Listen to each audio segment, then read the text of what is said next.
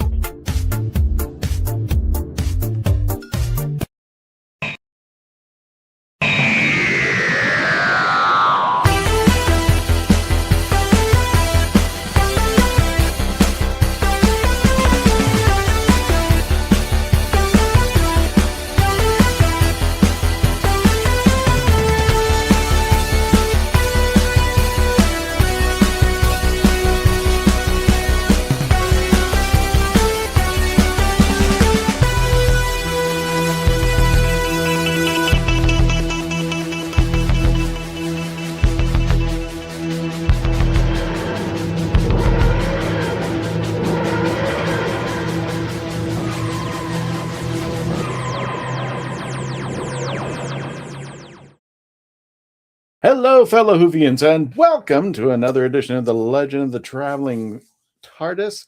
My name is Christian Basil. I'm the host for tonight. We're going to be having a great time. Oh, come on. I was going to do it a little later, but that's cool. That's cool. All right. Hey, folks, welcome.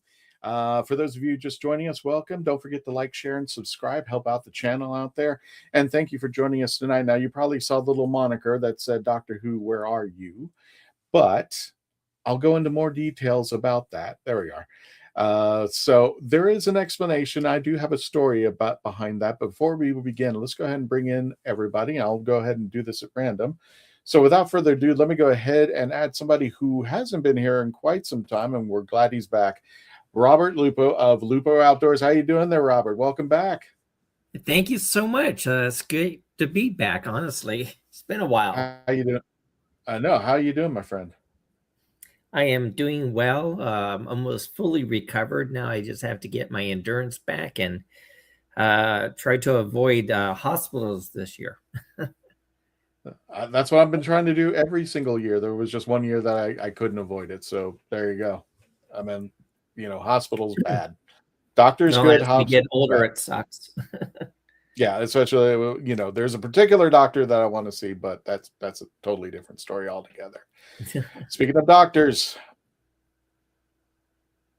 I'm going to it's trying to segue into this, but let's go ahead and bring in the Reverend Amagon. Yeah, because he's got his merchandise all over the place. How you doing there, Rev? And I'm also a doctor. I have an honorary doctorate. Do you really? Yeah, it is true. Reverend is because I'm a minister, and I have an honorary doctorate of divinity, just like it's another reverend who had an honorary doctorate of divinity. So I can legally say I'm a doctor. Everything. Oh, good grief. So you could actually marry people. You could actually preside and and marry people, correct? Is that what the reverend part does? Yeah, just like Gadget. Just like my cool. My other co-host Kenzo Creations, we have the ability to do these things. Oh my, cool. Speaking of the ability, we're bringing in Melanie. That's where are we going with that? You're talented. I told you these are going to be great tonight. This is going to be different. Funny enough, I also have that reverend part too. I did online class so I can marry a friend. So yeah. Oh, really? We got some reverends. Well, it's handy to have. So I'm not a reverend. I just have my PhD. So. Oh, he just went here. He can do the online just. So they can take care of you, and he can cure you if you're having every issues there. So at least two doctors. Even better. At least two doctors, two reverends as well. Two doctors, two reverends. So we're going to bring in our producer of this episode. I got nothing. David and I are switching around. How you doing? No, you don't. I got nothing. I'm not a reverend. I'm not a doctor. I'm nothing. I'm not a host. Give your lord. Give your lordship. Yeah. No. You didn't even have. I don't even have that. Okay, I'm going to gift that for you for Christmas. You'll get your square inch of land in Ireland. We were supposed to get that. I'll get that. from our Australian friend, and I never did. And then for whatever reason, I never got it. He said Scotland. like me. Scotland. That's Joseph from the No Name Trivia Show. If you ever want to check him out there, yeah, he's giving out land from Ireland. I'm sure I got a spot about this big, and some dogs probably feed on it at this point. So I'm just like, I was just wondering if we could just get land together and just move, and then we can visit our land in Ireland. And mine's a haunted forest in Scotland. In a package, honestly. So we just look around and go, "Oh, look, that's ours." I got a certificate. Ooh, a castle. So, what's that? Ooh, a castle. Ooh, squirrel. Yeah, exactly. Ooh, a castle. Ooh. Oh wait, I'm a gold. That's a goldfish, not an Irish. I'm telling you, Melanie, if you got land in Ireland and I got land, we'll bring like a little tiny castle and just put on it. We can get a small. We can make the inches can become like a nice little square foot kind of. We put our tippy toe on it.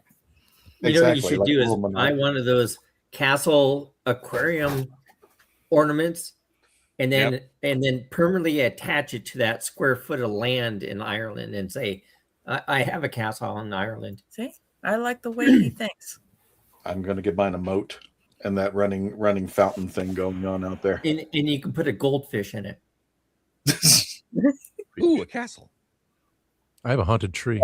Rails. So anyway, speaking of off the rails, let's go ahead and bring her on in. Dave, let's go ahead with the Who Knew News. All right, let's just do. There we go.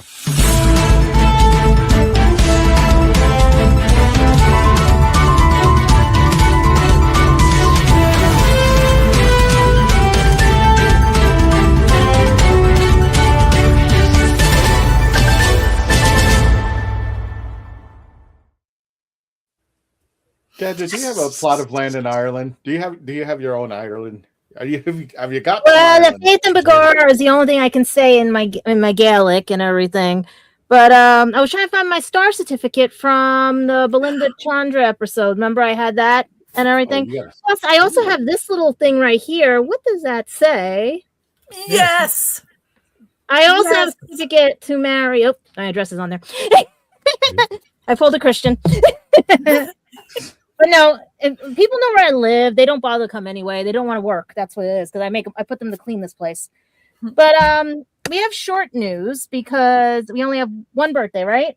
Mm-hmm. One birthday, yeah. One birthday, and sorry, I got stuck on the chair. And we also have rumor news, meaning like stop with the rumors, basically. But now I have a hard time saying her name because we tried last year and everything.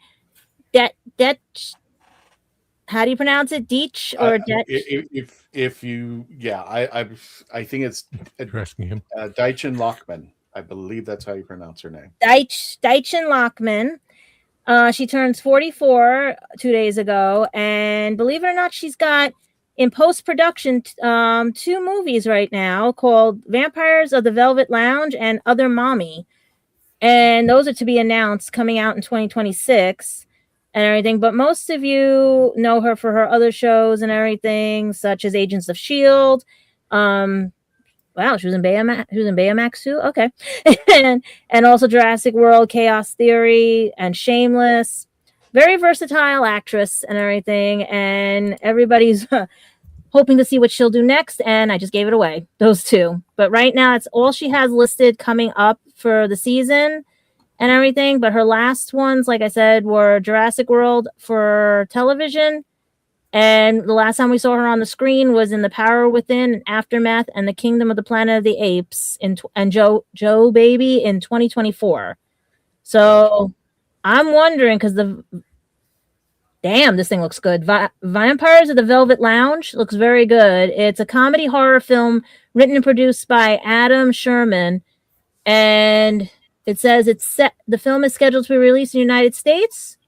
Oh, March 20th, 2026. They just gave a date for it. So we get to see her pretty soon on camera.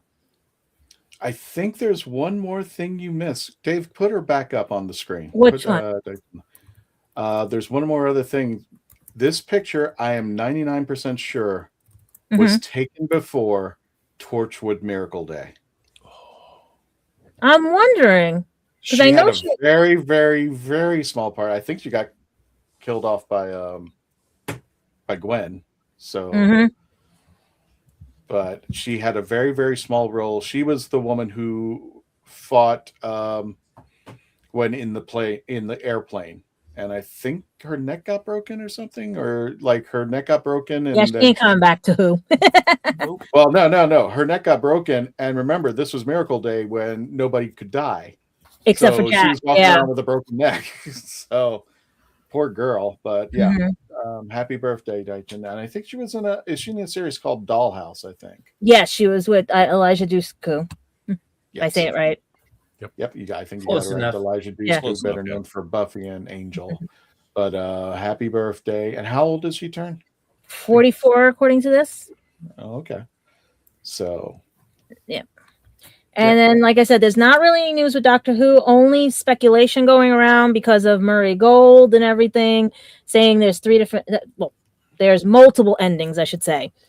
I was told 3, but it has to do, like, allegedly, because it has to do with everything, like they said, scheduling, everything. This was last minute, people. We didn't know what was happening with Who, because remember, Disney pulled out everything. So many people are hungry for a story, and yes, people are going to slip up, people are going to say things and stuff like that. But I've watched from the original source, different outlets change the whole concept of what was said to make it sound much better. So I allegedly want all my podcasters, all my vloggers, everybody out there, start sticking to the original story and go from there. Don't play telephone, because what might be coming might be out of left field. You never know what this program in this genre, because it's trying to sell itself, you know? Gotcha. I have a question for you, and this is just a very big side on the Who Knew News. Yeah. How do you determine what you say is going to be on the news? Like, what is your selective process when you say, okay, I'm going to go with this, as opposed to I just saw this on some social media site? Because a good journalist does their homework. A good journalist basically will research everything. Like, we almost got caught. I remember with Matt Smith being in Star Wars and everything, and it was hashtag from a story that was over 5 years old, or it was a rumor that was spread and everything. I've learned and got a college degree in it that you have to do your homework or it can backfire on you. And I've had a couple of podcasts that I've seen. I warn people, I tell people, I'm like, listen, be honest, be truthful. If you make a mistake, retract it and everything. Some of them just want to get news out there, and that's what hurts a brand. That's what hurts a channel. That's what hurts a show, because all this misleading leads you down a rabbit hole you don't want to go down and then try to climb out, you know, because you don't want to mislead your audience. And lately, allegedly ChatGPT has been misleading people. Allegedly, we call it the wiretap machine, because it'll trigger mine, is misleading people. It's giving the wrong information because it's not schooled enough or learning enough, you know?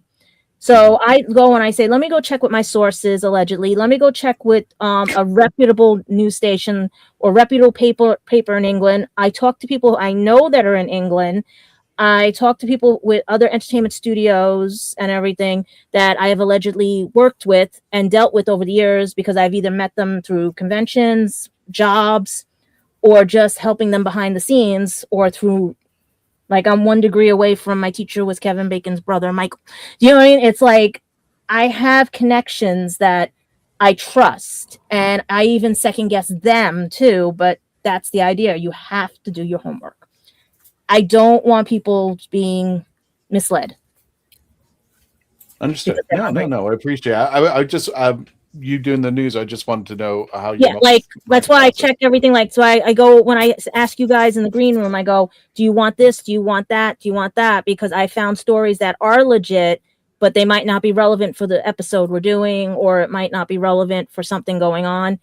Or, like, if we need a filler, I'll look for something that an actor is doing that was a former Who star, if they're coming back or not, or if there's anything related that they're doing for charity or stuff like that. Okay. Mm-hmm. Cool beans. All righty. Any other news, Gadget, before we go ahead and wrap up? No, I just, like I said, I just don't want everybody getting their hopes up and then getting crushed that we don't get the Christmas episode we want, or, God forbid, Doctor Who doesn't come back, allegedly. we've had that happen. Consensus on the news. You're basically looking for just like more than one just outlier out there. You're looking for something that matches up and says, okay, this is it. Yeah, like we're basically telling the truth that there is no story, or that what you heard is a rumor, or it might have been a leak, it might not have been a leak, take it with a grain of salt and everything. We don't want to mislead our audience, because that's the one big thing about social media today. We don't know what it is, and especially now with AI allegedly coming in, we don't know if anything. I mean, if you look at some of the stuff that's been going on, there's been a few stories that have been, you saw the AI images of them being on set, you saw like everything. So you see, you can't always, can't believe everything that you see, especially with the AI world out there. All right. Yeah. All right, David, let's go ahead and wrap up the Who Knew News, bumper it out, and let's get back to our show.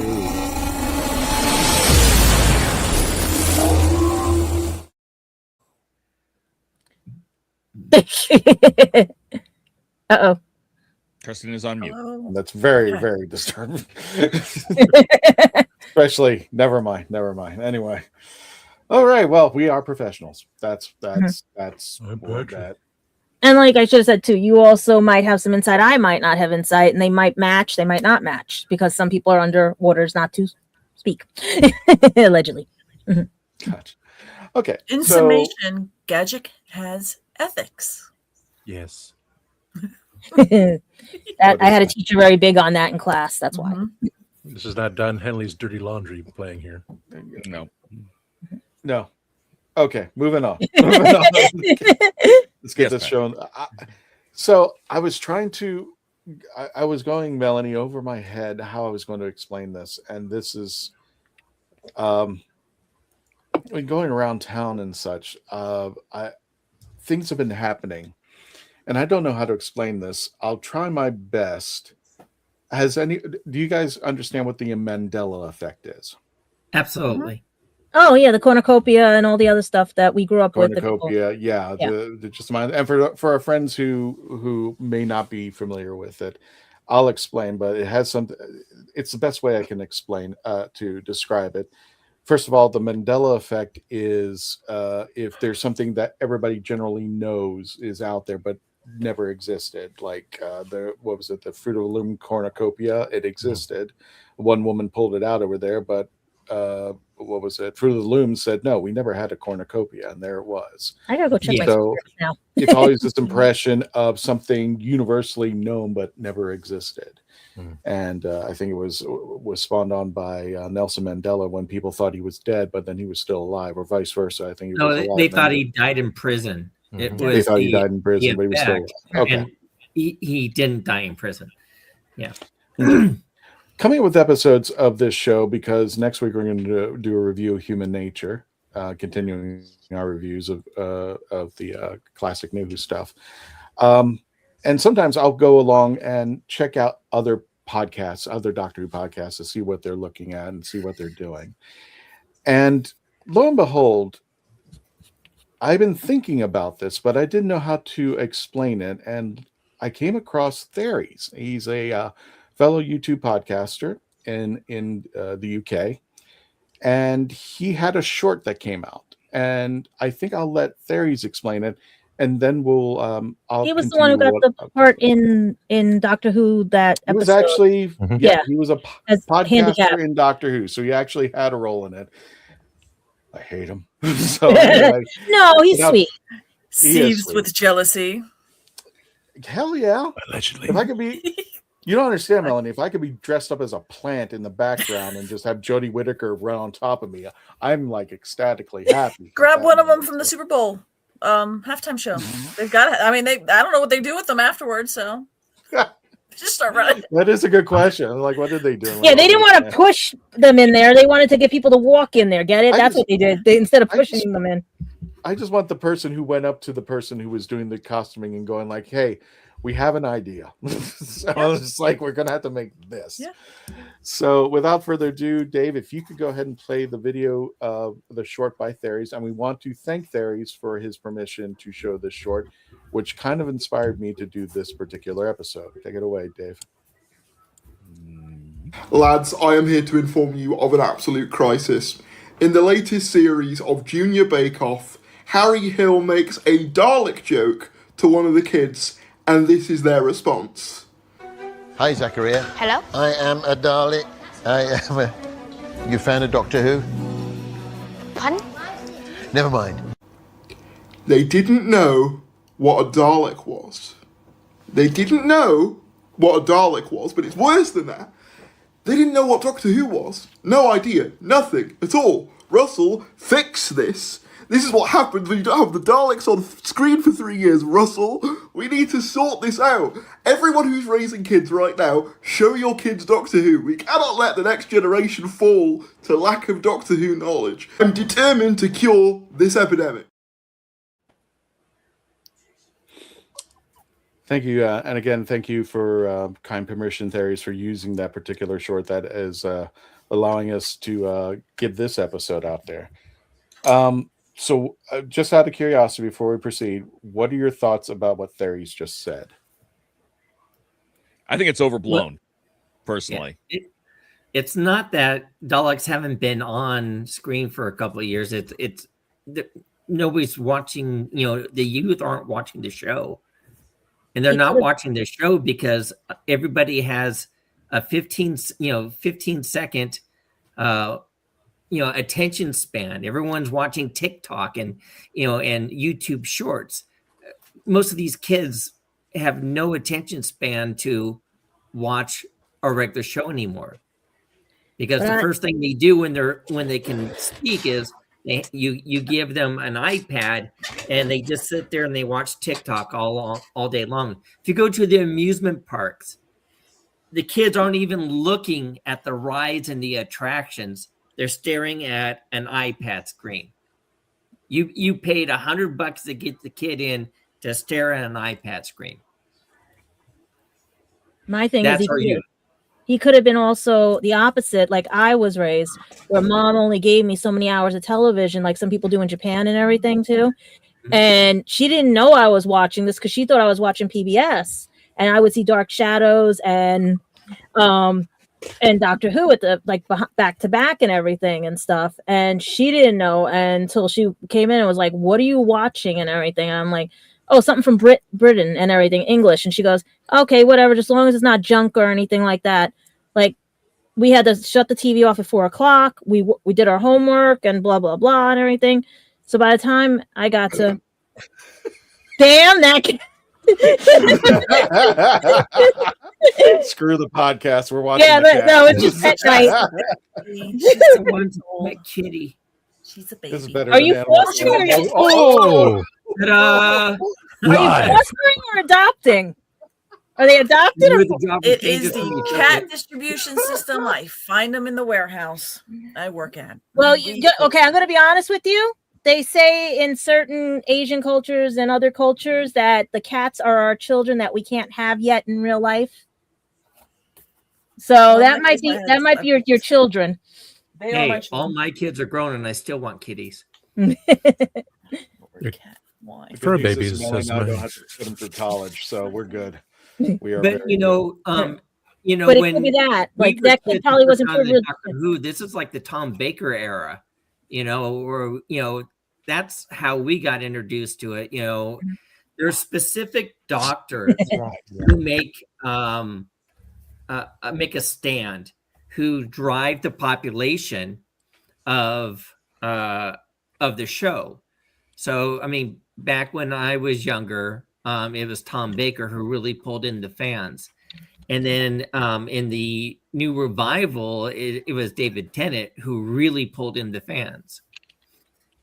And it just, without stand apart, doctors to generate the interest, it starts to fade. And that's unfortunately kind of where we are now. How do we get the youth into the show again? Well, that's what what is that? That CB baby kids? CBBs. That one, that's why I think they're starting with that and everything. And they're bringing the preschoolers in to see what it is. But I think it's a losing battle so far because it is streaming service now. You don't have cable.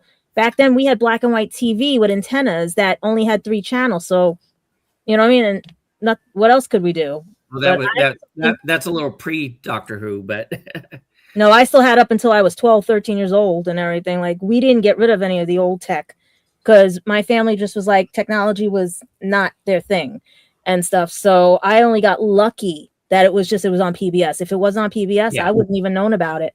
Well, I mean, like all my Doctor Who friends, I mean, we would go on to, PBS and, do the telethon to, generate money for it and all that stuff. And we had Doctor Who conventions, and I don't know of any Doctor Who conventions anymore that are strictly Doctor Who. I mean, we had back in the San Francisco Bay Area, we had TimeCon, and that was all Doctor Who, and it was sold out every year, and now it's gone. The problem is we're dealing with a youth that has a 30-second attention. And whose fault is that? It's the parents, because absolutely the parents, because they did not. Shut up your kid, you hand them an iPad and you let them, watch TikTok all day long, and then that way you don't have to deal with them. And then I posit this: they need to be making 30-second content. It shouldn't be 30-second content. It should be teach kids how to use their brain and imagination. Yeah, well, that's not happening. You got to meet people where they are, not where you would like them That's to the be. point of marketing. You need to be sending stuff out to those kids because, well, I think what Darius did was just a cheeky little fun poke because one child on a British baking show is not a monolith. And he's also a kid cooking. That's another thing. He's a kid cooking. That's a kid who doesn't watch anything but food shows. Right. We can really put the kid under the microscope of demographics, what he's done, what he's bringing, all that kind of stuff. This child is not a monolith of all of the youth across the world. There are children right now that are going crazy that are on this wonderful platform of YouTube. That I have friends whose kids are 6 years old and they can tell me more about the Ultimate Warrior than I ever did. Or anime. That man has been gone since they were born, or even old anime. It's the content's out there, and there's a lot of children going out there finding the things that we even out today that we have you seen any good how are you into that? There isn't any good. There's no sci-fi anymore. That's what I'm thinking it is. Well, and the outlet. That's a really good point, because we stopped telling stories of interest. Everything is about instant gratification, hashtags, and and what we need to do is we need to go back to the roots and tell really good, interesting stories. I mean, we've talked about our favorite episodes of Doctor Who, and when we all talked about our favorite episodes of Doctor Who, everyone that we all have mentioned were top-rated stories that everyone loved. Like I said before, Blink. Mine was Blink. Blink just was, to me, a fantastic story. But nobody wants to tell stories anymore. What they want to do is they want to throw. I mean, right now on YouTube, the most popular thing that you could do to grow your channel is to put out shorts, because or content that is like stupid. So I keep on my YouTube channel, all of my I feel attacked long-form right videos are under 2 minutes. You're smart. It's shorts. You do shorts, and you keep your content as, I mean, a lot of my content is just 3 or 4 minutes, sometimes 5 minutes, because people don't have the mind frame to go any further. This cat's going to destroy this room, and my apologies for interrupting. My apologies for Benny interrupting. What are their names? What are their names? What is it? Her name is Benny. That one's Benny. What's the other one? Benjamin. Well, let's no, not Benny. Wait, what is it again? Benny is the white and Benjamina, and Luna. Luna's the other one. Okay, Luna. Oh, you didn't go with the Jets? No, I didn't go with the Jets. I went with Benjamin, but then little Benjamin, we were discovered was a girl, so we changed it to Benjamina. I like But Benny. Benny. I like Benny. What we need to do is instead of the cat alert or the pet alert, we'll have the audio of Benny screaming anytime the cat jumps on the screen. So, all right. Well, okay. Here we go. That was an interesting discussion. But here, I'm going to elevate the question a little bit more because. Well, I sent you something like funny, like that would be an example of trying to get people to watch and everything. I know I sent you that picture. Well, let me explain a little bit more because I don't know if Melanie's ever seen this, but this was a cute thing that I came up with a while back. Now, I remember, I think it was you who told me, Melanie, that if you go to Hogsmeade and Hogsworth and Diagon Alley over at Universal Studios, those team members would know Doctor Who. They're fans of both. And about 4 or 5 years ago, I would say you're right. And a while back, as a goof, and we're trying to make this a thing. I hope you appreciate it. This is Sonic Wand. I love it. I forgot about that. This is Sonic Wand. And for those of you who are not familiar, I was trying to find a friend who would actually take a sonic screwdriver and combine it to a working, you can see the little tip, a working they couldn't put Harry the Potter RFID in the tip? Oh, What's that's that? easy. That's easy. Bring it to MegaCon. This is happening. I wanted to take this and put it in here. Bring and it to make MegaCon. that the working thing. Right. But I said, you know what? These two need to get together. So I came up with this, and I was like, I would bring it to Mega. Yeah, this is bring it to MegaCon. I will have have that done. And it's still is that guy coming to MegaCon? So the typical wand is nothing but a round bead, bead that's reflective internally. So I dropped my wand and the bead popped off. So you can actually input that bead anywhere you want. Yeah, exactly. It's just like a little RFID. It's you can. Well, it's not an RFID at all. It's infrared. Mm-hmm. Yeah. An RFID transmits when it gets a signal. Well, to make a long story short, right up on top of here. Like, where is it? Where's this one? Oh my god. Well, to make a long story short, so we can go ahead to get to the commercial breaks because I know we're at the halfway marker. Yes. When I take this now, Dave, to Universal and I walk around Diagon Alley and Hogsmeade, everybody recognizes this part. Nobody talks about this part anymore. And in fact, there were a couple people. There was a guy freaking out. He was going like, "How much is that worth? Where are they selling it?" I'm like, "They don't." Sir, let me direct you to these zip ties. Exactly. It's like, I don't think he saw because it was dark in the middle of the night, but yeah, this was just zip tied together, but I thought it was cool. And going up to, but the thing is, I would walk up to team members and do the thing. And even the sound didn't know? The team members didn't know this part of the Sonic Wand. No, not now. So I was like, they didn't know Doctor Who as of today. They don't know anything about Doctor Who, and I had to explain it to people. Some people are like, "That's really cool. We sell those?" No. So I was just like, no, I had to put it together. Well, you better patent it now and start doing something because you might be able to make some money off of that. you know. Christian, what we should do is get a group of us and go to Harry Potter Land there, dressed as Doctor Who characters. I've said, I'll have people go in, and I actually put out an invite on my own personal Facebook page. I said, listen, anybody who has the Harry Potter cape or robe or whatever that thing's called, robes. The robes. If you have it, we'll do a photo shoot and I'll have you introduce the Sonic Wand and we were going to do videos and stuff. Nobody bit, but yeah, I'll be more than happy if somebody wants to cosplay. I'd be down for that anytime. Okay. Yeah. All right. I'm holding you accountable. So you're going to make your own Sonic Wand, right? Channel, which is the Orlando Wizard, which I do mostly, theme parks. Watch my Universal one. And I show you how to get picked by the wand master. I get picked 9 out of 10 times, and I get picked over children. Oh, damn. So you got to watch the video.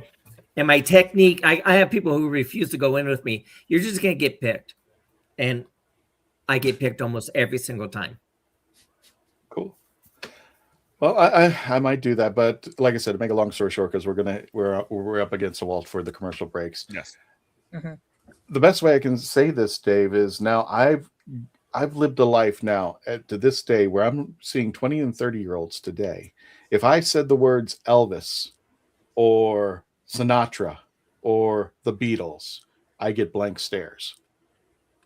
So now I'm walking through a theme park of people who I thought were Whovians, and I get blank stares, even with the Sonic, even with this bad boy. Even a doctor was in Harry Potter. That's the sad part. There was a doctor in Harry Potter. There was a doctor in The Lord of the Rings. There was a doctor in... Yeah.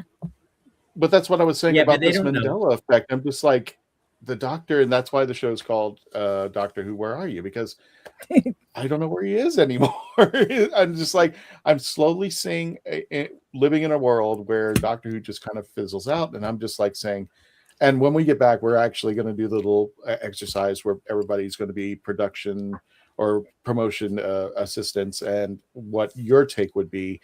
And we'll go into the chats too to see, hey, how would you pitch Doctor Who at this moment, now that we've lost Disney Plus, now that we lost Russell T Davies, we've lost Shudigawa, we have Billy Piper, who might possibly be the next Doctor, who knows? And then it's just like Doctor Who's had some great moments and some not so great moments. So, I mean, like, how do we pitch this to people to try to get it back up? I know about the, Doctor Who's dead thing, and we're not going to talk about it. What we're going to try to do is focus on trying to get people back into it, and people who may have forgotten about it, how we reinvent the wheel and try to get them back into enjoy it again. What do we need to do if you were in the promotion section?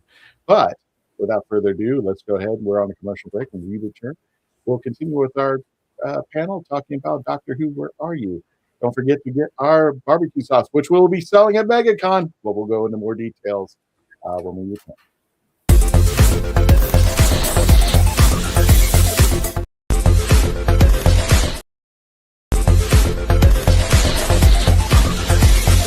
I didn't listen to that voicemail. I'll tear open that letter you sent. Don't you tell your friends I want you back. I gotta leave you now unread, because you've already said those words that switched my heart to dead from loving you. So you'll stay ghosted and I'll stay focused on sewing clothes. The spell stays unspoken, a dark silhouette of a marked man and broken. Right down, I didn't listen to that voicemail. A TikTok, that story you sent. Don't you reel me in to get me back. I'm gonna leave you now. Are you tired of toxic fandoms? Do you wish we could go back to being happy? So do we. We created the Happiness Patrol to get away from all of the toxicity in fandoms, in life, and so we decided we wanted to do a show about something that makes us happy. And in the first season, that something is Star Wars. So join myself, Cameron, Scott, Jessica, and Melanie on Happiness Patrol at youtube.com/@happinesspatrolshow.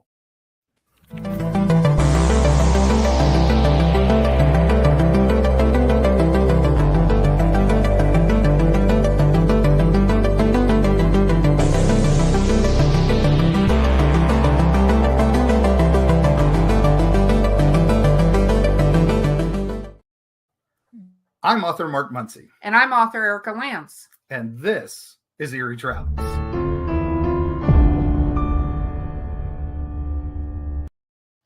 Greetings, travelers. Join us as we travel through folklore, myths, monsters, legends, and dark history. Now, we'll be your guide to the spooky side of reality as we discuss cryptids, paranormal, and all things preternatural. Sometimes we find the truth is way scarier than fiction. We're on twice a week on your favorite podcast platforms, including iTunes, Spotify, Amazon, and YouTube. We have amazing guests from all of the areas of the strange and unusual, including witnesses, investigators, and more. Yeah, with Erica's curiosity and ridiculous array of pop culture and true crime knowledge. And Mark's decades of experience diving into folklore and the legends with the truth that's behind them. Yeah, so join us, travelers, as we take you to the edge of reality, and we'll see you on the other side. So what's your favorite Western? Is it this one or maybe one of these? Is it a revisionist Western, an anti-Western, or maybe it's an all-time classic? Whether your favorite Western is in black and white, vibrant Technicolor, a spaghetti Western, a neo-Western, a comedy, or maybe it's only really Western in spirit. Whatever it is, this is the podcast dedicated to determining the top 100 Westerns of all time. Every second Monday on YouTube, Spotify, and Apple Podcasts. It's Horses on Film. Hello, I'm Nick Briggs, and you're listening to the Legend of the Traveling TARDIS. I say Traveling Time Lord. Do it again. Just do it again. Just for the go. Okay. Just for the sake. Go ahead. Go ahead, Nick. Hello, I'm Nicholas Briggs, and this is the Legend of the Traveling TARDIS. Did you delete something? No, I moved something. Let me run this for you because there's a reason why I'm going to run it. Hello, I'm Sadie Miller, and this is the Legend of the Traveling TARDIS. Yay for Sadie. I was screwing around with Dave just a little bit too much. Yes, because I was ready to do Sylvester McCoy. I had the cursor over Sylvester McCoy. I pushed play, and it was Nick Briggs, and I'm like, "What's going on?" No, what I was trying to do is I went, "Oops, I forgot something," and I've switched out Sadie for Nick, but David's really efficient, so he went ahead and hit Nick Briggs. So the reason why we were playing Sadie at the end of that, because we want to welcome Sadie Miller, welcome her. We want to wish her a happy birthday, which will be taking place tomorrow. So if you're watching this on the 24th of February, 2026, tomorrow on the 25th is Sadie Miller's birthday. So happy birthday, Sadie. And for those of you who may not be familiar with Sadie, she is the daughter of Elizabeth Sladen, and she also does her mother's voice as Elizabeth Sladen in Now the Big Finish. So, and I know she's got some new stuff coming out over there, so please check it out, bigfinish.com. But happy birthday, Sadie, an incredible woman, beautiful woman. So, and I hope you get a chance to meet her, because we've also done an interview with Sadie, and you can check that out. Just type in Traveling TARDIS Sadie Miller, find it, and enjoy. So welcome back to the Legend of the Traveling TARDIS. My name is Christian Basil. That's Tom. That's Dave. That's Gadget. This is Melanie. Melanie's her cat's somewhere, and that is Robert at the very end out there. And thank you for joining us. And we are doing an episode called Doctor Who, Where Are You? This is just a discussion about Hashtag Benny. I can't really explain this. It's just I want to say, like I said, the best way I can explain it is like the Mandela effect of Doctor Who, which is as I progress throughout my life, I'm beginning to see and realize that more and more Doctor Who's just kind of disappearing from the world. I mean, like Dave, I will go, Tom. I will go to a restaurant and I will bring this, and people will have no idea what I'm talking about. And people are walking by the hundreds, and everybody will look at it and go, "Oh, what is that?" I'm like, "Oh." And more I get through life. It's just like I said when we were talking earlier. I said there are people now on this planet that don't know who Frank Sinatra is, or David Bowie, or Billy Idol, or the Beatles, and it's I actually disagree with that, because almost every teenager goes through a Beatles phase. Almost every teenager goes through. I would say every generation goes through a Beatles phase. Mm-hmm. They come across it at one point, and then it's on their playlist for maybe about good 5 Beatles minutes. And classic rock, as Ozzy and Ozzy, yeah. But Frank Sinatra, most people, a lot of younger people have no clue who that is. But the Beatles hit a specific level where everybody kind of walked through that phase and, oh, I'm a Beatles fan, but you are correct when it comes to a lot of the old musicians. And I mean, even the older TV shows, I mean, it's like if you say Addams Family, nobody, that's under 30 thinks of the original series. They think of like the Wednesday Netflix show. Right. So, but the question here with Doctor Who is, when did the popularity start to drastically decline? Because, I mean, we have people like, oh, the parents are watching Who and so forth, maybe the kids would get, involved with it. But the attention span of a kid is 30 seconds. But wasn't originally Doctor Who made for kids and only half-hour segments? No. They were in parts, half-hour parts. They were in half-hour but parts. They weren't made for kids. They said, but how come they said when I was reading the history on it, it was actually made to educate children? It was a kids show. A family show at best. No, it was a family show, but not Let a me kid show. see what I can. I would say it's family show that was geared for kids. It was its focus was to get the kids. It was for geared the to entire kids in a way as not to be offensive or PG-13. It was made for a family show, general adults. The target and children. audience was to bridge the gap between children and adult viewers. Yes. So exactly. It was Sunday Sunday night for ages 8 to 9 and up. Yep. But it wasn't a kid show. It was designed as a family show. So parents and their kids could watch simultaneously. It wasn't so immature that the parents didn't want to watch it. And it wasn't so over the top that kids didn't get it. Harry Potter's an example. Kids and adults equally enjoyed Harry Potter.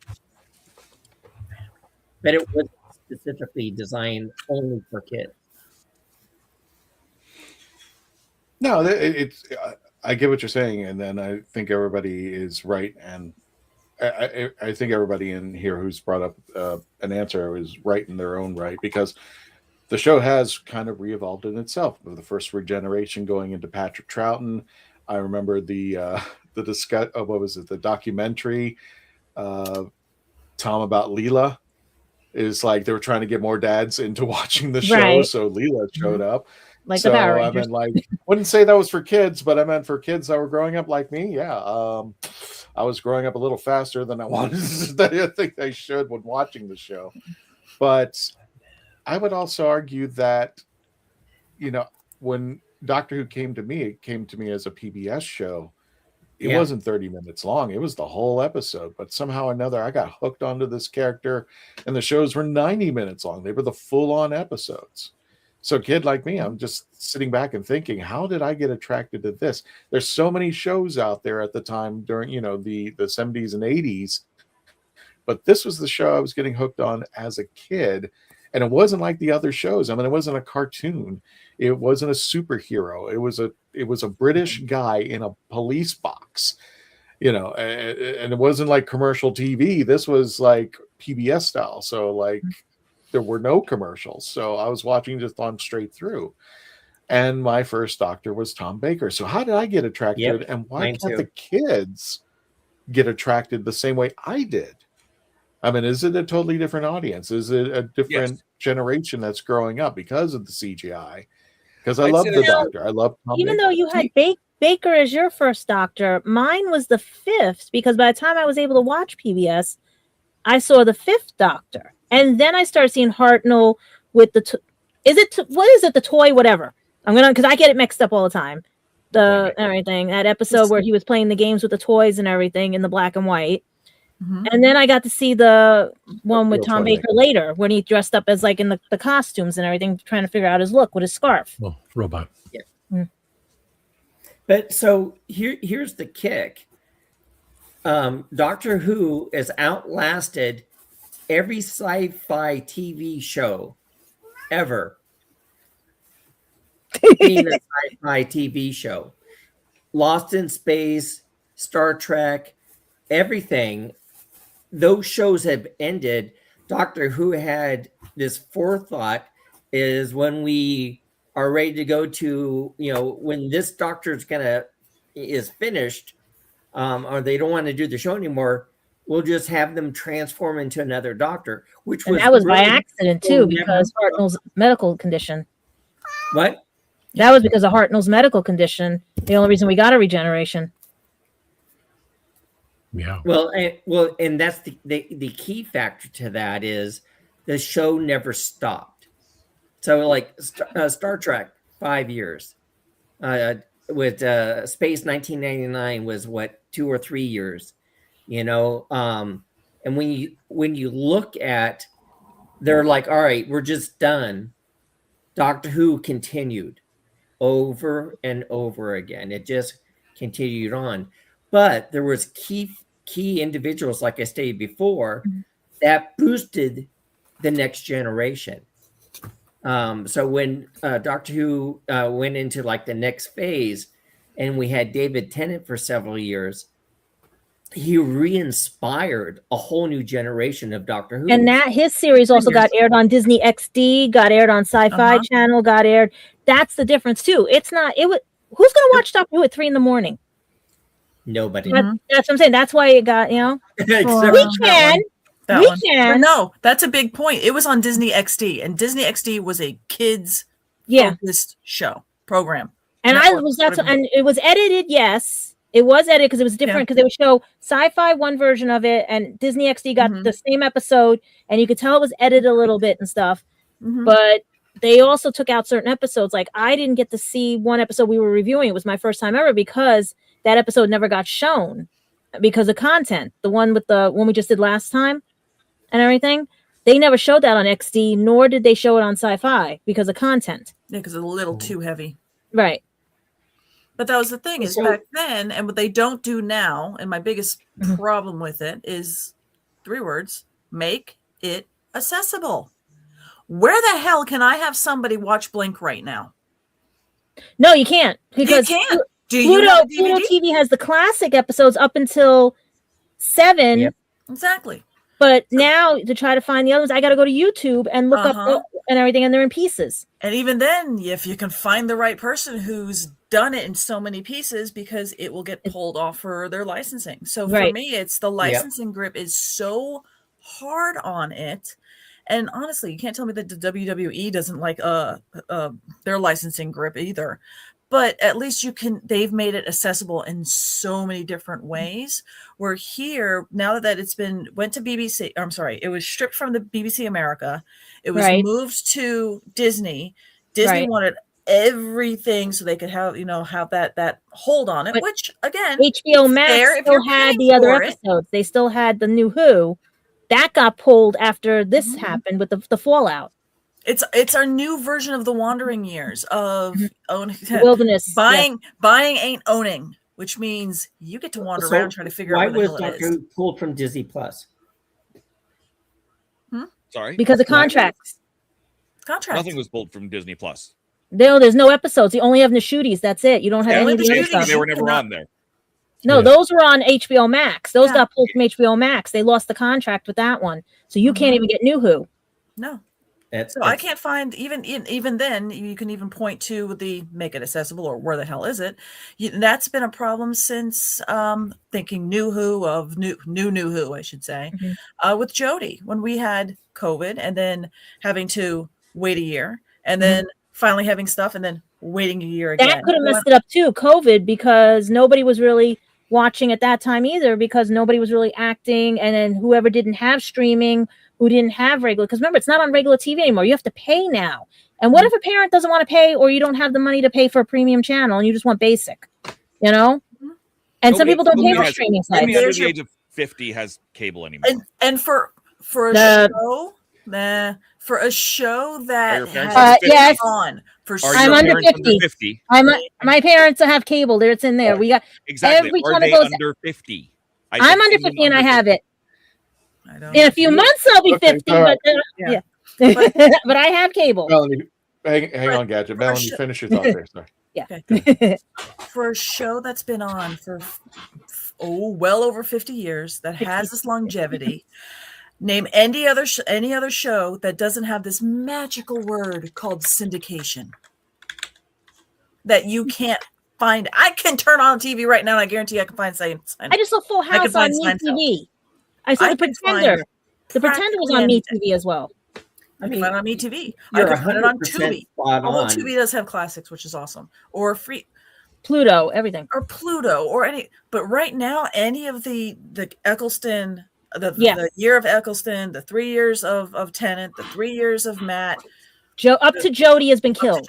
You can't find it. So I can see where Christian wants to look. Hey, look at my Sonic, with the wand. Nobody knows what the hell it is because nobody can find it. You can't find that content. Why do we think this has happened? The title of the Why show. is it that it's almost impossible to watch shows anymore? Money. Yep. It's licensing. It's licensing, baby. If it's money doesn't talk, they walk. Money doesn't talk, they walk. I went to that with some of my gags. Yeah. So and as somebody who has to go to the licensing expo every damn year in Vegas. BBC oh, you lucky. I wish I could keep going. There's freaking BBC. There's Doctor Who for some reason. Nobody can walk up into that room unless you have a scheduled meeting. Mm-hmm. Yeah. My friend that worked for BBC. And it's at that point where I think that they themselves, the BBC, they think they are on such a high horse. Shooting yourself in the foot. Hmm? This is called shooting yourself in the foot. Oh, absolutely. I've got this great product, but I'm not, my license is this or get nothing. And I can't say something. Eventually, nobody's going to want it at all. Mel knows I can't say something right now. Mel knows I can't say something right now because I know something and I can't say something. Also, Doctor Who has. Also, Doctor Who has what I consider, what I'm going to mention as the unfortunate, because when it comes to Star Trek, and I consider each new series as a regeneration, the old original, the Next Generation, Deep Space Nine, it's almost feeling like there's a regeneration because there's a new story, but it's not necessarily a continuation, but they do flow and run into each other, whereas Doctor Who is supposed to be this one whole linear. And when it's all broken up and said and done, it's classic series from the 1st to the 7th, and then you got this TV movie in the middle of nowhere, which wasn't even BBC. It was owned by Fox. But by the way, which has a 4K release right now. Specials, go check it out. I've heard if you get a chance, the TV movie is now going to be, and its 30th special. It's 30th anniversary 4K release. Exactly. Now we're going into classic New Who, which is basically what I call the BBC America chunk, which is going from Eccleston all the way up to Whittaker, and then Whittaker going into the Disney Plus. So we've got this cornucopia of just scattered timelines of the Doctor, and there's nothing coalescing them because Fox came in and bought it out, and all these streaming services are buying themselves out. Disney bought Fox. At some point, Dr. Grace Holloway is a Disney princess. Let's bring her up to it.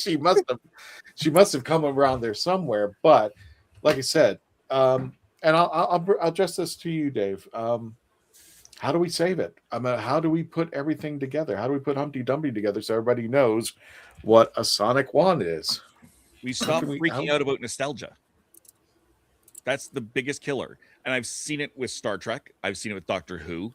I see it with Teenage Mutant Ninja Turtles. Mm-hmm. You get a new edition of whatever it is, and these older fans go, "That's not what I grew up with. It's the worst thing ever. I won't show my children this. It's not for you." Sorry, I won't show my kids this. I was just showing old to new, and it's not. It's nothing. It's much ado about nothing. But they're hearing. They're not watching it themselves. They're hearing it from someone else who may or may not have seen it. And they're saying, this is the worst thing ever. Don't watch it. Don't show it to your kids. And then wonder, but at the same time, it's being made with the intention of bringing in a new generation. Mm-hmm. No, you are spot on. Mm-hmm. You're 100% correct. Yeah. And as you make things for a new generation, it's not that they're not making it for old fans. It's that they're not catering specifically to those old fans. If you look at the new that Shooty got was era, it was very, very much RTD was brought in, and this is public very public knowledge. He was brought in with the mandate to bring in a younger audience, because without a younger audience, the show will die. He tried to do that, as well as emulate the old fans by bringing in, and it didn't work. I full disclosure, I love Shooty. I think he was a great doctor. I don't mind most of his episodes. I think it would have worked if they put it on regular television too. But at the same time, kids aren't watching regular television. Yeah. They're trying to bring in a new generation of audiences. Plus, they also wanted to have it worldwide. That's the streaming thing, is you had it separated out to here. It's on BBC America. Well, I don't get BBC America. For me, it's on Crave. For someone in South America, in South Africa, it's in another channel together. Whereas when it was on Disney, it was on Disney. And if had it gone properly and had it gone well and not been run down, then I have no doubt that classic New Who would have also ended up on Disney. And then you would have this problem. So we shot ourselves in the foot. Also, why didn't they put on BBC America? That would have helped too. Because no one outside of America has it. They want a worldwide audience. And they want I get where you're coming. Go ahead. No, I said I would get what you're coming from, Dave, but then I would say I don't think it's completely correct. Because remember, we had an RTD who came back in 2004, 2005, but we also had an RTD who started in 2005. Yes, and he was given a mandate when he did. He knew exactly that, and I think he even said it himself in a documentary, that he couldn't do this unless he had classic audiences coming back to help him out. Even though he was introducing a new series, and this is where I've said on many occasions where I appreciated Russell T, because he could have taken it in a direction, but he knew I have to get the classic. In fact, the first episode was with the Autons. And Christian, the funny part was I kept telling you that the new series felt like it was this one we're reviewing right now of Tenon with Martha, because I kept saying something sounds familiar. So I don't know if he was trying to put that in subtext to get the classic people back. Well, I'm sorry. Go ahead. No, I was going to say, I'll piggyback on your point, which also agrees with Dave's point, is that Disney, yes, you don't have BBC America, clearly, because we're America. They wanted a global audience. So the mandate was global. We're going to sell this to a global audience. That's Disney Plus. And now here with the mandate of you need to do this, and the only way to get this to work is you need the classic fans. That's because now you're selling to a global audience.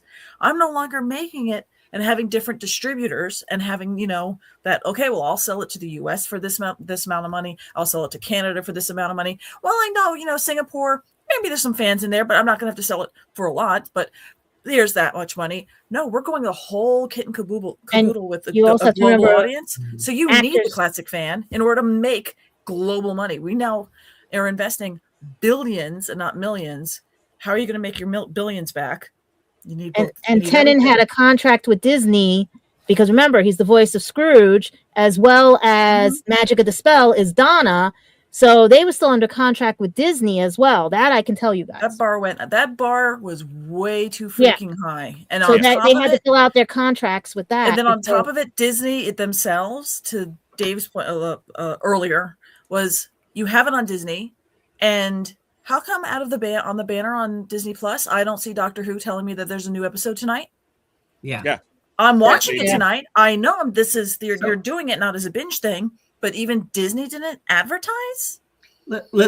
Here's an analogy to success and failures. Are any of you guys computer gamers? Okay. No. I can't see the detail there. You're a tiny little picture about this big. I have no idea what's behind it. But so here's an example. Fallout 3.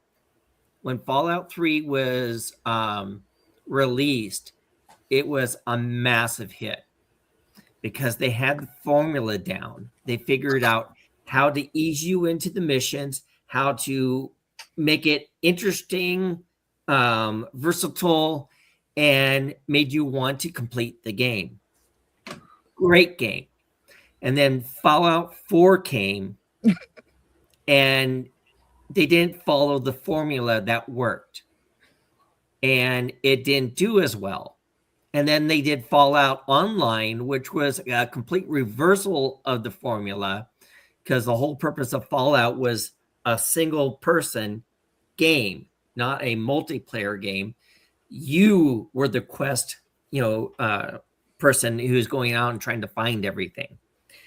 And Fallout Online, although it's there, it got so massively bashed that people just refused to play it. And then people started playing Fallout 4 and never finished it. And do we have a Fallout 5? No. They decided just to simplify it and just do it online. And if you pay for it, you pay for it. But it's been years. So many of the same factors happen with Doctor Who. You have a successful formula that has people tuning in constantly to watch the show. Can't wait for the next episode. And then they start deviating from that formula, and the viewership starts to fall off. The key is if you have a formula that's successful, don't deviate from that. Add new stuff to it, but maintain the same formula for a successful series, whether you're talking video games or TV shows. Or foods. Don't deviate what works. And that's what Doctor Who did. I think also when you have a classic IP, there's always this thing about canon, and it's the hardest thing. And of course, Doctor Who's always blown the canon. And people who go like, well, Doctor Who's blown the canon, and say, yeah, but we also had Whovians that were there when in that area that went completely ape, because, if you even tweak it a little, they're going to come out and start doing their thing. Of course, i.e. The kiss that was heard around the world in the TV movie, even being that it was being filmed in Canada. I mean, it was a little bit too much for people, but yeah. As Captain Kirk says in the last Star Trek movie, people can be frightened of change, but I think you need to carry it along, and that's why I, to this day, appreciated RTD of 2005. He took the IP. He knew that I needed to bring in the classic Who, so instead of just going, I'm going to cut my losses here and start with a new, he continued it with the Ninth Doctor with Christopher Eccleston. He knew he had to drag everybody back in. But also he did this like with the monsters. So we had the Daleks with the Vashan and Narada. We had the Cybermen. We brought in the Weeping Angels. But was Christopher the Ninth Doctor because nobody was acknowledging the movie at that time? Yeah, he was the Ninth Doctor. They considered him the Ninth Doctor even though they weren't acknowledging the movie. They did acknowledge the movie because they considered him the Ninth Doctor. So the movie was in there. Okay. It wasn't placed in there as far as we knew about it, but he even had the idea, instead of doing what they did in the TV movie, which was to regenerate out Sylvester McCoy into Paul McGann, they started with Eccleston so that people could get used to him, and then they started going back and slipped in the War Doctor and everything. Well, not necessarily. The War Doctor is kind of new. Yeah, but he was the in between Eccleston and the Eighth Doctor, right, and everything. Right, but that doesn't come until much later, until we get to it. Because what I'm trying to say is there was a development off of what became, and then started moving, and then we're going to add these new stuff. So now we had the WHOniverse was getting bigger, and we were enjoying it. People were begrudging that Missy would, the Master was turning to a woman. Michelle Gomez nailed it, and she nailed it well. That people were going like, you know what? This might not be a bad thing if you're going to do that, but you're going to do it on a level that you're going to have to make people feel comfortable with. Because once you start putting up that wall, once you start telling the folks, and this is what pisses me off at times, this wasn't meant for you. I'm just like, well, kind of, how dare you? Because this show wouldn't be here unless it was there with me buying sonic screwdrivers, buying the DVDs, buying the VHS tapes, watching it on TV, making sure that the ratings were getting up, going out to conventions. The only reason why it's here right now is because I was somewhere with my friends here and making sure that it ran. And even though it went into the wilderness years, the whole reason why it came back is because fans were still making sure that it didn't get lost in the pile. Well, there's some fans today. There was a post on Facebook that said coming soon, a fanfic movie. Right. So when people come up and say, you know, and I'm not saying here, but when there's certain social medias that come up and saying this is not meant for you, I'm just like, well, back then it was. So bring me into this. Give me a reason to stick around. As much as I've said, the onus is not on me to legitimize why I'm a fan. The onus is on you to legitimize why I should stay one. And they did try to do that with things like the Ronnie. Now, whether they they succeeded with that storyline or not is a whole other show. But they did try to bring back some of those classic things. They brought back classic things, but they became a joke, and people were like, "That's not the Ronnie. That's not Omega. What the hell is this? Timeless Children?" It was something that I'm not easing people in. And then when, you know, like Chris Chibnall was like, "You're either in or out," was kind of the attitude. I'm just like, okay, so they're out. So don't expect them to spend hundreds of dollars on sonic screwdrivers, go to the conventions, cosplay, if you're telling them don't let the door hit you on the way out. Which honestly, I don't think that they were thinking that at all, because how much merch did you see from Shooty? Just one toy. How much merch did you see from Ruby Sunday? Toy. I mean, and the doll. And the doll. Such lack of merchandising for and even then that makes me go again to the licensing piece, because it's why weren't you giving away this license and making money? And also the point of it, you know, getting stuff out there more. Even the cheapest things, T-shirts, you couldn't find them. Yeah. Why can't you do something? I can't tell you.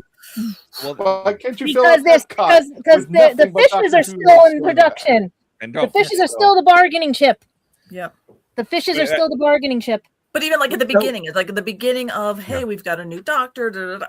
My little when the doctor regenerated and became a woman, what was people's opinions of that at first? Oh, they did not like it. Right. But everybody was like, oh no, you know, the doctor's not a woman. But if you watch, I cosplayed it as a joke at New York Comic Con, and it actually came to fruition. So what was really interesting about that is I watched her, and what I loved about her as the doctor is she portrayed the doctor's character spectacularly.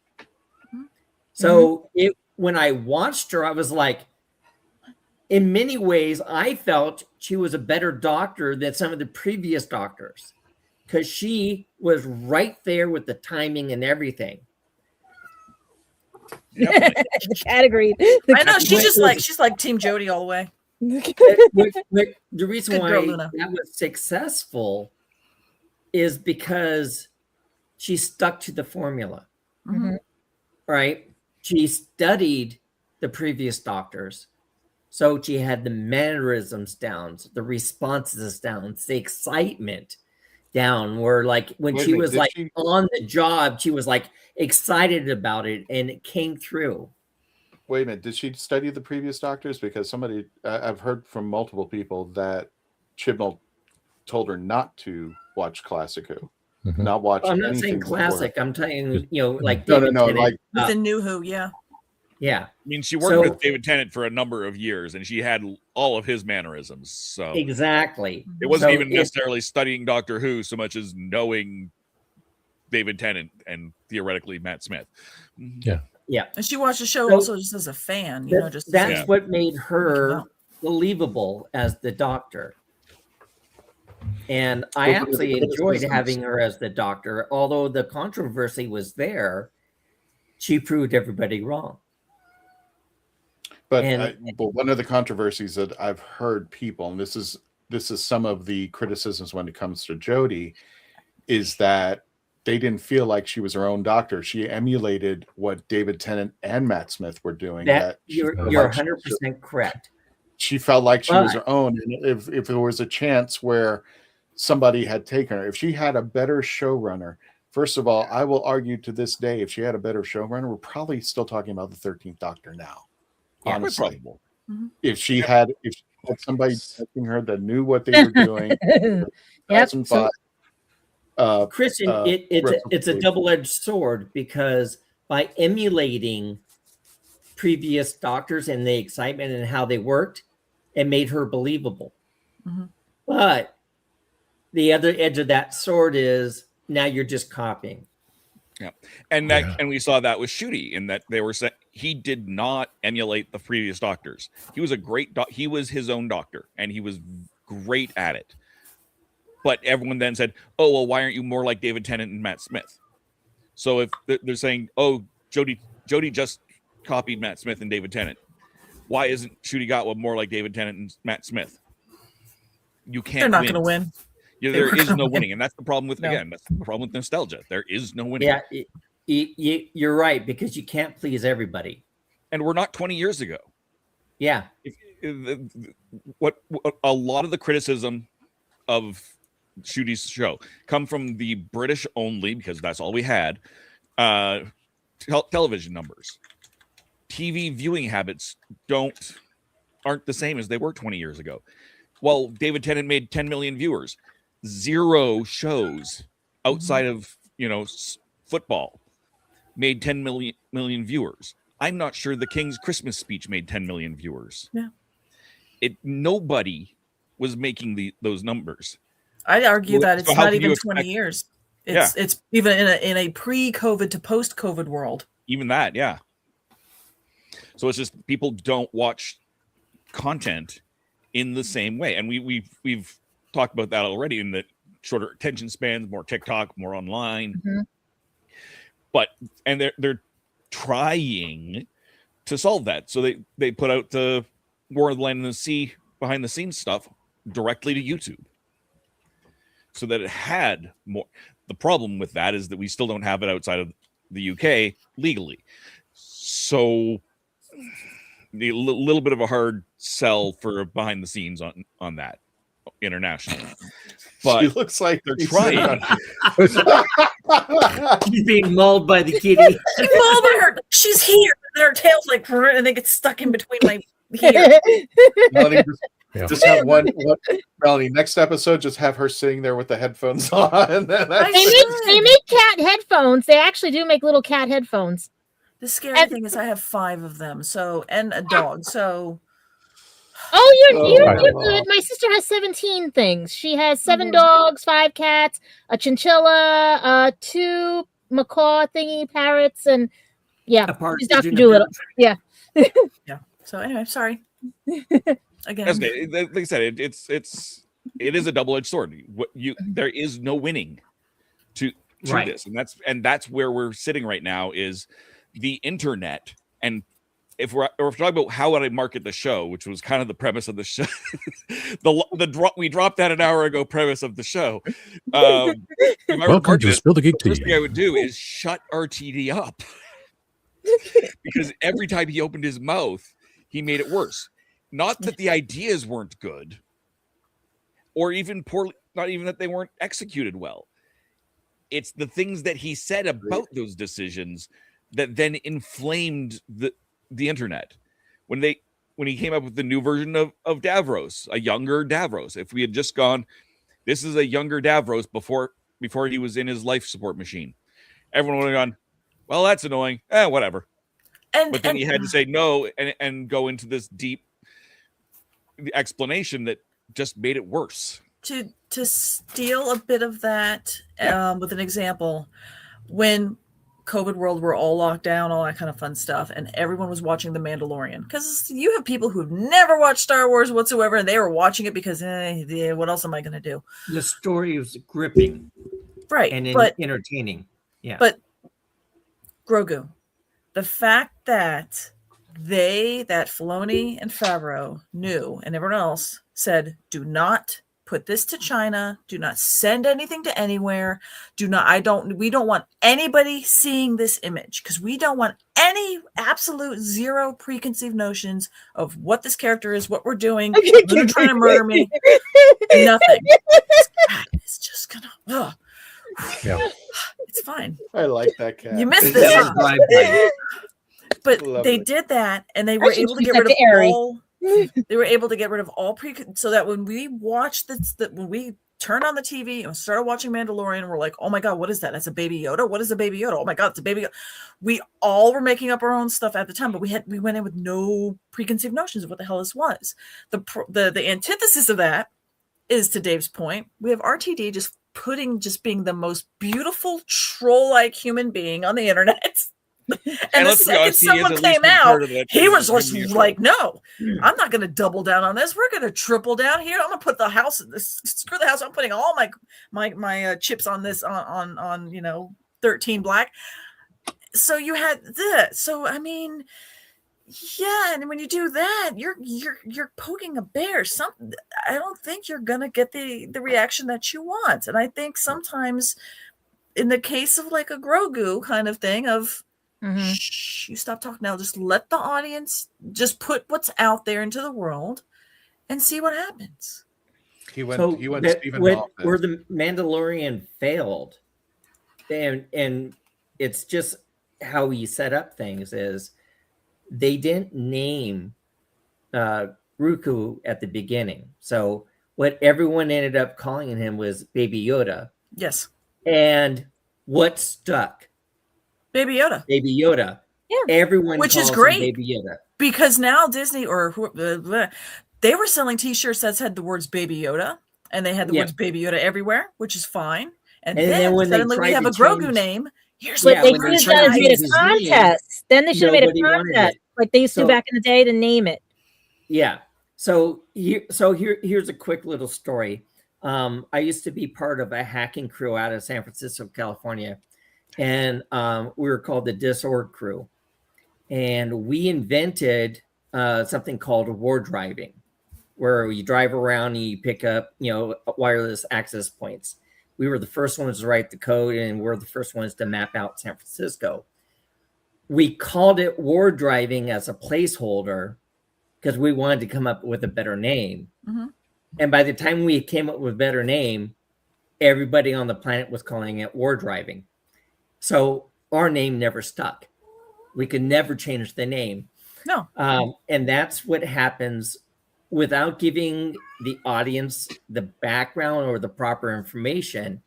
You get stuck with whatever they're going to call it. Which is, honestly, I would argue that's a good thing because you don't have to go through marketing and testing. And oh my Lord, do I hate those rooms where you're behind there with the little screen, the test things. You're hearing people say, "Oh, I don't even understand this," and you just want to go through there and wring their neck. I'm like, why aren't you just paying attention? How is this difficult to test things? I got paid to test things, and That's why. I mean, that 70s show is called That 70s Show. They had another running name for it, and they just stick with that. That's fine. Mm-hmm. So sometimes those organic ones, especially ones that are catchy, that's good in entertainment because it's in that person's head. Yeah, but the problem is it's not Baby Yoda. And I argue that that's a good thing because now Disney is selling two T-shirts now to people who want to buy one that says Baby Yoda and one that wants to say Grogu. And then Baby Yoda becomes plastic and worth more money. Not anymore. They did before, exist. And now you want to buy the second one. Disney never actually sold Baby Yoda. I saw the merchandise. It wasn't a Disney. Yeah, I know, Mel. I know, Mel. I know, Mel. Okay. It was an aftermarket because people were picking up on the name. Completely agree to disagree on that one. I'm pleading the fifth, Mel, too, because remember who I was. Mandela effect. I was at Disney every single day on my other channel when it first came out, looking at Mandalorian gear, and not one shirt at Disney said Baby Yoda. There's 3 distributions I can name. I can't name them, but I know there's 3. Sunday, Rose. All right, well, guys, we're getting to the end of the show, and as Tom said, Mandela effect. Yeah, show them what I made for you, Christian, because we're gonna keep that up. If you can bring it to MegaCon if you want. Let's go ahead and Tom, if you get, I know we have a few questions out there. Let's go ahead and way back to the top. Let's see here. Oh my God! I starred you a few. Okay, you started. So let's go to the top and go straight down. So anything for stars? Anything starred? Starry. Oh, Rose Kitty's wishing us a good morning on the 25th because it just turned around midnight where she's at. So, good morning, Rose. Sweet dreams to us, but good morning to you. Or you're going to go to bed too. So, there it is. Question. How quickly is change acceptable for fans and the studio, and who wins out?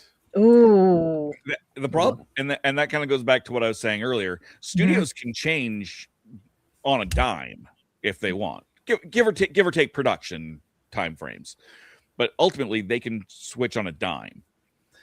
Fans get stuck and mired in their own nostalgia in a rut, and if they're either prone to like the new thing that's going to come anyway, or they're really stuck in nostalgia and they will hate no matter what the new thing is.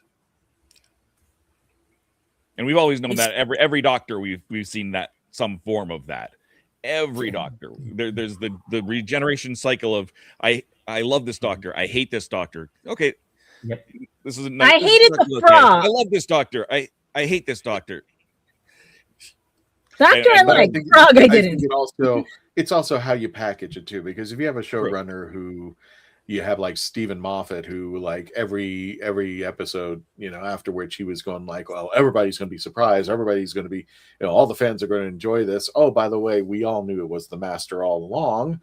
So, I'm not going to bring the Master back. Oh, we're going to bring Missy in. Oh, everybody knew. I just remembered something. Didn't the classic series also have the Doctor Who Confidential afterwards too? And this series didn't have it. They didn't have Doctor Who Confidential. The Eccleston was on YouTube. Tennant series. I think you're correct. They did, but no, they tried bringing it back for Shooties. Yeah, I remember they were trying. Because that's who was giving me the photo dumps. Yeah, but again, only if you were in the UK that you got to see it, because they weren't showing it on. They weren't showing it as a tandem extra on Disney Plus. However, I think they might have done they did it like a shorts, or they did it like little snippets on YouTube. But you couldn't keep them. Like, it was almost like a story where they'd show a little bit of it and then go, nope, yoink, you can't have that forever. And I think that's what also killed the marketing too. We'll make this the final thing. Billy said, you guys have an excellent fan show. Thank you. Not only talk about the old Doctor Who, but also the new Doctor Who. Which does your show reach to older Doctor Who fans? I hope so. Check the algorithm. You can check the algorithm. After 100,000, I stopped counting. So I'm just how do you reach them if you don't? Like SEO, search engine optimization. You know what? This is where I'm going to bring into my new subject. Let me go ahead and wrap the show, because we're going to talk about conventions. There we go. That's a great place to move on for that. Don't use the coffee makers. What? Oh, don't use the coffee makers at the convention. Oh Lord, I would just yikes. You know what I'm talking about. Right, anyway, I'm sorry. Right, conventions. When we go over to the conventions, we have our panels. I think the most important part to answer your question, Billy, is for me, it's always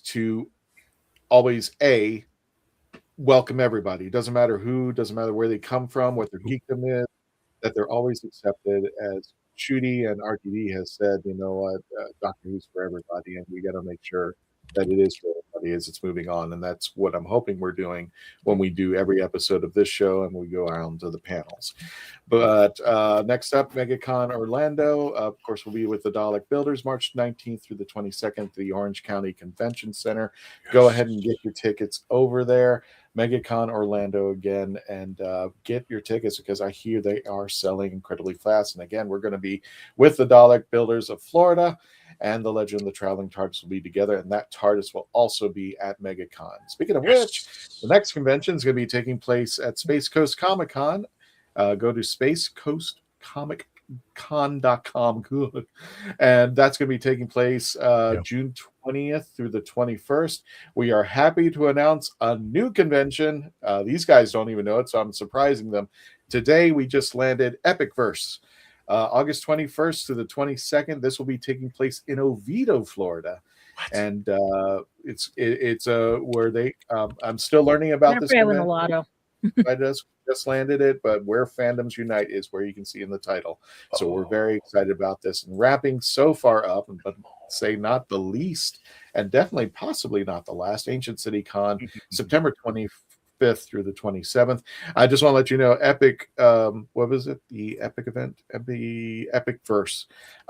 We don't know yet, but we are talking to the builders, so they might be there, but they'll definitely also be here at ancientcitycon.com, where you can get your tickets September 25th through the 27th at the World Golf Village Renaissance Resort in St. Augustine, Florida. So we have definitely a busy year 2026, and it is growing. This is Rebanamagon. That is Paparazzo Dave Chapman. This is Gadget. This is Melanie Dean. You can catch her over at Pieces of Melee over on the Instagram. Lupo Outdoors. You can also catch the Orlando Wizard on the YouTube channel. Dave, go ahead and shout it out where we can find you. You can find me on all over the YouTubes. Sundays on Spill the Geek Tea, along with this guy here, and sometimes Gadget down there. Every other Monday on Horses on Film at youtube.com/@horsesonfilm. You saw the commercial. It's going to be it's a great time talking about the 100 top westerns of all time, and starting with the IndieWire list and coming up with our own. You can find me on the first Thursday of every month, so that'll be next Thursday, on Happiness Patrol at Happiness Patrol Show, also with Melanie Dean. And in between all that, you can find me on my own channel, youtube.com/@the-whole-DOTCA. That's the rathole.ca, but YouTube does not like URLs in their URLs. Got it there. Gadget, where can people find you? Just real fast. Give about 30 Everywhere, seconds. anywhere. Gadget Pendragon After Dark is still under production. We're looking for hosts and everything and talent. Gadget Vlogs, lulu.com for my books and everything. Please pick them up. I need money and everything. Job market sucks around here. And we don't get paid here, contrary to what people think and everything. But also Anime NYC, and I'm working on. I was going to let that secret out, but let's go. Tom, where can people find you, my friend? Speaking of Spill the Geek Tea on my other channel, Reverend Amagon. And if Mark can say it, boom. Yeah, there too. Melanie, where can they find you? You can find me as of late here. You can find me on Happiness Patrol. You can find me in the Earth Station Network. It's Earth Station Who. You can find me once in a while on Horses on Film. You can find me on Instagram. You can just look around and find me. I don't know. I'm pretty well hidden. You're like a bad penny. I'll turn. And Robert, wrap us up. Where can we find you? Well, on YouTube for sure, Lupo Outdoors, which is my outdoor channel, and the Orlando Wizard, which is my theme park channel and food reviews. So check that out. Don't forget, on the way out the door, don't forget to like, share, and subscribe. All the episodes. Check us all out. We're putting out a new episode every week, and next week will be our review of Human Nature. And don't forget, before you leave, go ahead and say goodnight to Simon on the way out the door. Everybody on the count of three, let's say goodnight. What's that? The cat just said it. Shut up. Gotcha. Everybody on the count of three. Good night, Simon. 1, 2, 3. Good night, Simon. Good night, Simon. Night, Tony, take us out. Thank you, folks, for joining us tonight. You pushing the button or I pushing the button? I'll push the button, Frank.